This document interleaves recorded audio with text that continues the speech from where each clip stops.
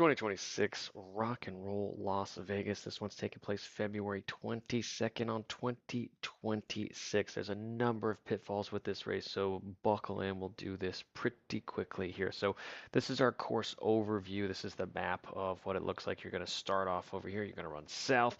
You make a U-turn. You're going to run north all the way back up here. You're going to cross back over yourself and return pretty much to where you started out. Don't worry, we'll dive into that a little bit deeper.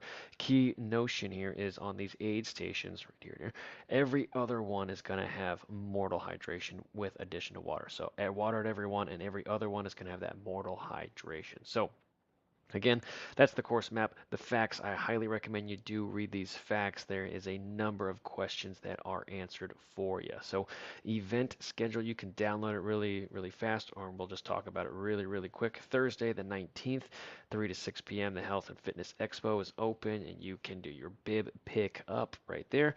The 20th, we have 10 a.m. to 6 p.m. bib pickup again, same place. And then Saturday 21 out here. This is race, or excuse me, this is not race day. This is day before the race, 9 to 5 p.m. Official merch store. You have bib pickup again, same location. You have the 5K race start if you're doing that. You have the official runners party as well. Sunday the 22nd. This is going to be where the kind of the major games start. So first thing is there is yoga on the strip from noon to 1. Check in 30 minutes before that. We do have UPS gear check 2 to 4:15 p.m. You will have runners check in their gear bags very early on in this race, and that's just a huge pitfall for you, in my opinion. 4:30 p.m. the race starts, and that is not a typo. It is p.m. Again, if you go over to kind of the main landing page, you can see you're going to be finishing kind of in the dark out there for most people, or right at sunset, which is pretty cool stuff. But with that, you have a couple of huge problems out there because the race start is at 4:30 in the afternoon. You have a huge waiting game that you are going to be kind of combating pretty much the whole day leading up to this. Um, it's really common for athletes to not eat enough or to eat too much. It's really common for them to not drink enough and hydrate enough during the day. They are in the desert, so if they're coming from a separate area in the country and then they come to the desert, they're not usually prepared for that, and they set themselves up for race failure in the hours leading up to the race. So that is another huge problem that a lot of athletes face. The weather out here, usually what's going to happen out here is you're going to have a wind that's going off in this direction. So what that means is when you start off, you're going to start off in a headwind. You're going to have a great tailwind, which will be problematic, and then you're going to face a headwind coming back into the finish line. But again, not always the case, just typical or usual what happens at that time of the year. Just keep that in mind, and if it's a little bit different, your strategy should change a little bit. The next big thing here is these giant hills, up, down, up. It looks giant, but in reality, you're only gaining about 200 feet of elevation gain. So a lot of these are false flats, and they kind of open you up to a number of different problems out there. Um, so let's talk about that really quick. So point one to all the way to, let's call it 1.8 miles. We have a slight incline out here as we're rolling over here. Everything is pretty much under 1% except for a quick little blip right there. But for the most part, it is 1% or under here. What that means is combating that with a headwind, a lot of athletes are really going to push the pace out here. They're going to expect a huge downhill segment out here. And again, as we roll over this really quickly, you can see that this downhill section, for the most part, is under 1% again. So a lot of athletes will really push the pace to this first turnaround point here. When you hit the turnaround, a lot of athletes explode out of that turnaround, and they're going to burn a match unnecessarily out here. For about the first 8 miles out here, you should be running relatively normally, effort-wise, goal pace.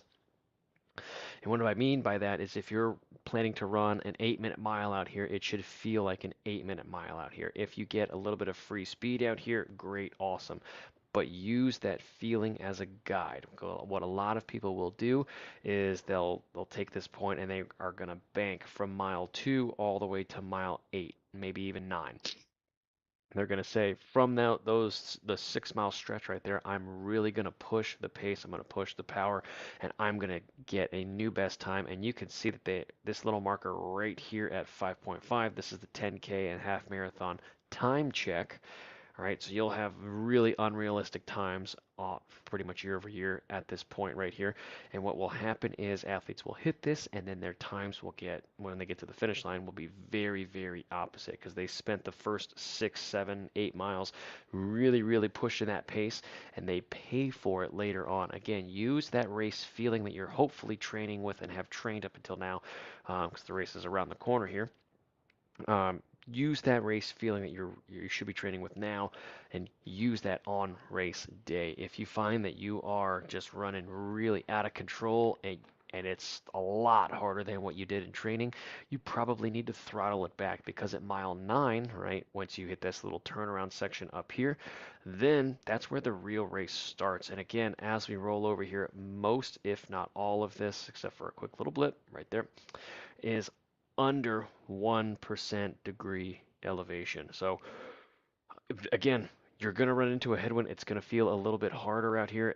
And this is going to be where a lot of athletes run into trouble with hydration and fueling and stuff beforehand in the race. This is going to be where it comes up, right? Pretty much at mile 9.5, 10, right?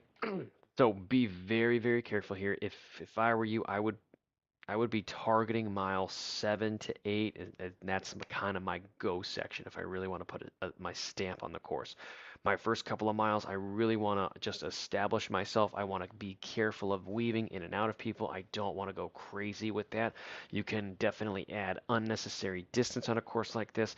Also, when we are thinking about in terms of just running mechanics and gait and all that, what a lot of people will do naturally is they will shorten their stride going up this hill right here. And again, a big trap is to forcefully shorten your stride. If you're a strong runner, you might not even need to do that. And then consequently, on the way down, a lot of athletes are really going to open up that stride, and they're going to just totally try to fly. And what a lot of athletes will do is, they'll open up that stride hoping for that big, huge downhill that will never, ever come.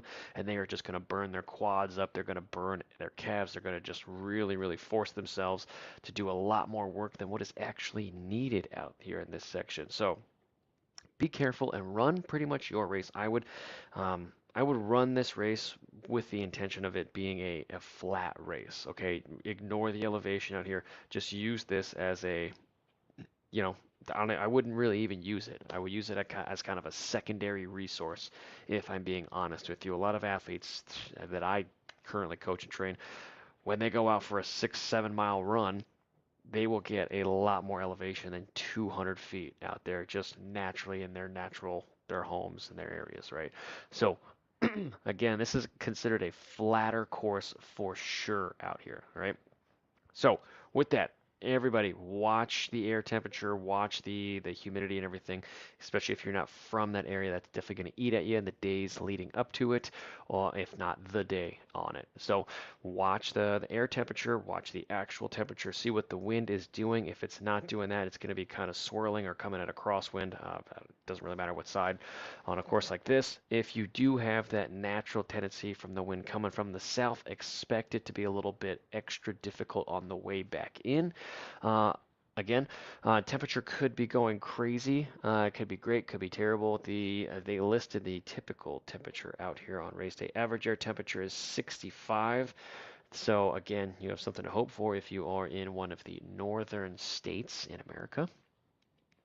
But again, um, watch out for the weaving. It can definitely add a lot of time. But again, the biggest thing out here is to enjoy the race. And if you want to do an individual course dive or course specifics specific to you, make sure you do reach out. Contact info is down below. And best of luck to everyone racing on the 2026 edition of the Rock and Roll Las Vegas Half Marathon.